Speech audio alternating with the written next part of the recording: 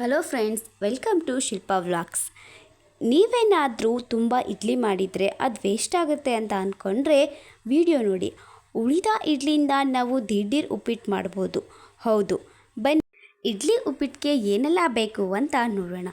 First ಬಾಣಲೆಯಲ್ಲಿ ಎಣ್ಣೆನ ಬಿಸಿ ಮಾಡಿ ನಂತರ ಅದಕ್ಕೆ ಸಾಸಿವೆ, ಕಡಲೆಬೇಳೆ, ಕಡಲೆಬೀಜ, ಕರಿಬೇವು, ಈರುಳ್ಳಿ, ಹಸಿಮೆಣಸಿನ್ಕಾಯಿ, ಸ್ವಲ್ಪ ಅರಿಶಿಣ ಹಾಕಿ ಫ್ರೈ ಮಾಡಿ. ನಂತರ ಇದಕ್ಕೆ ಇಡ್ಲಿಯನ್ನು ಮಿಕ್ಸಿಯಲ್ಲಿ ರುಬ್ಕೊಂಡು ಒಗ್ಗರಣೆಗೆ ಹಾಕಬೇಕು. ನಿಮಗೇನಾದರೂ ಬೇಕು ಅನಿಸಿದ್ರೆ ಸ್ವಲ್ಪ ನಿಂಬೆ ರಸ ಕೂಡ ಹಾಕ್ಬೋದು. ಬಿಸಿ ಬಿಸಿಯಾದ ಇಡ್ಲಿ ಉಪ್ಪಿಟ್ಟು ಸವಿಯಲು ಸಿದ್ಧ.